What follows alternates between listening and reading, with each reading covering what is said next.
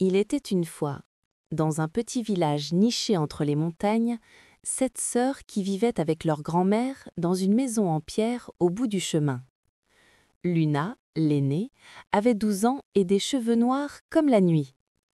Puis venaient Solène, Iris, Jade, Capucine, Margot et la petite Zoé qui n'avait que 6 ans. Ces filles étaient connues dans tout le village pour leur curiosité insatiable et leur courage inébranlable.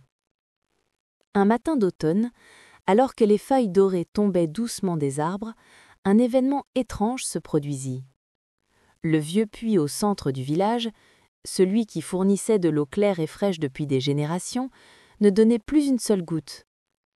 Les villageois descendirent des seaux encore et encore, mais ils remontaient vides et secs. Le maire du village, M. Dubois, fronça les sourcils et déclara d'une voix grave que c'était un mystère inexplicable, car la source souterraine n'avait jamais taré, même pendant les étés les plus chauds.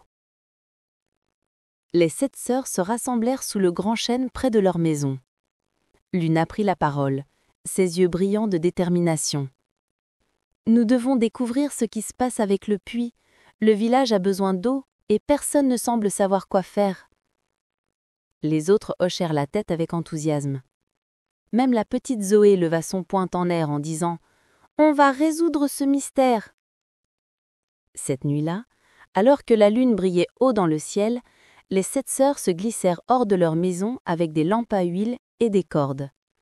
Elles avaient décidé d'explorer le puits quand personne ne pourrait les arrêter. En arrivant sur la place du village déserte, elles remarquèrent quelque chose d'étrange. Des traces boueuses menaient du puits vers la forêt sombre qui bordait le village.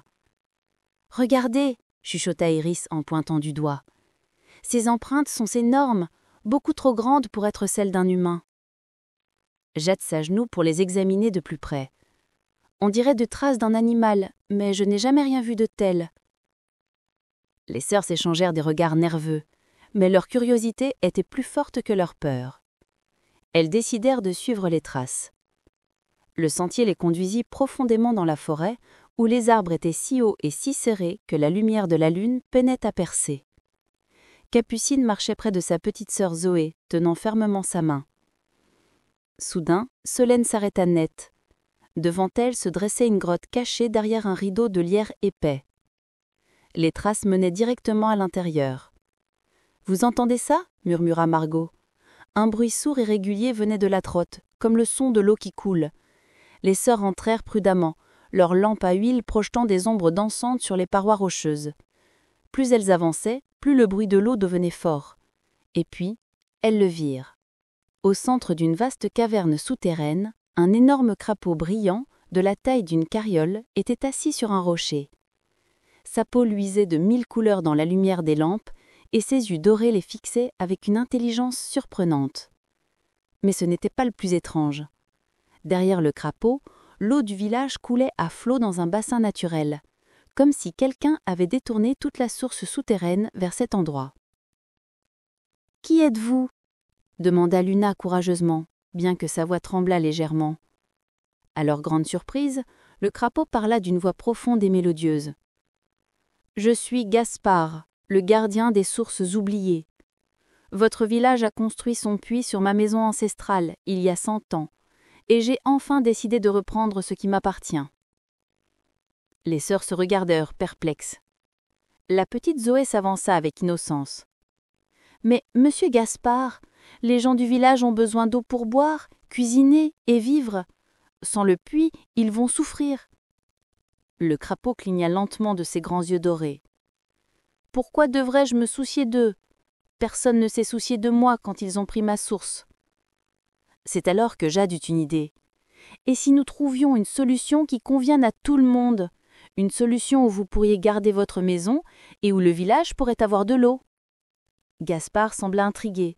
« Parlez, jeune fille, je vous écoute. » Pendant 1 heure, les 7 sœurs discutèrent avec le crapaud magique.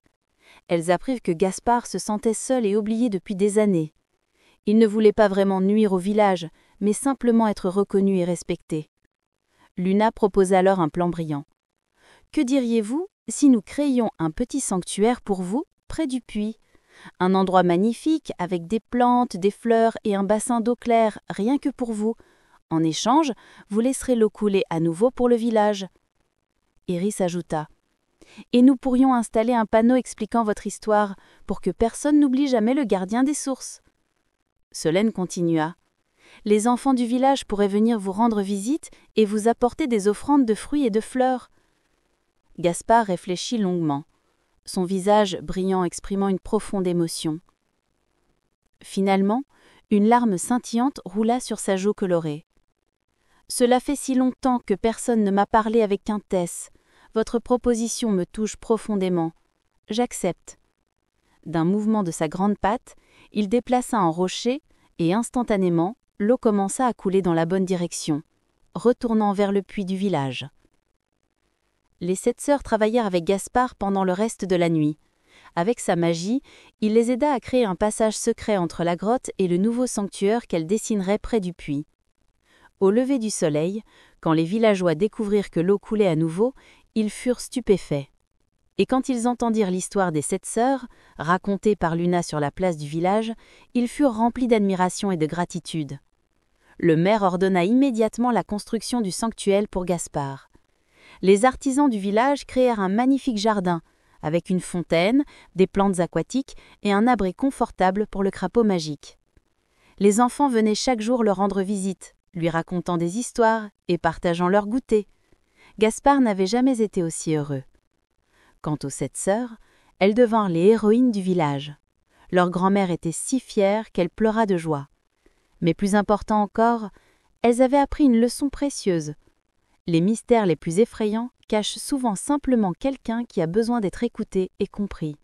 Et parfois le vrai courage ne consiste pas à combattre, mais à tendre la main avec compassion. Depuis ce jour-là, le puits du village ne tarit plus jamais. Et Gaspard, le gardien, veilla au lot avec prière, protégé et honoré par tous. Et si vous passez un jour par ce village montagneux, vous verrez peut-être 7 jeunes filles rire près d'une fontaine, en compagnie d'un crapaud extraordinaire qui brille de 1000 couleurs sous le soleil.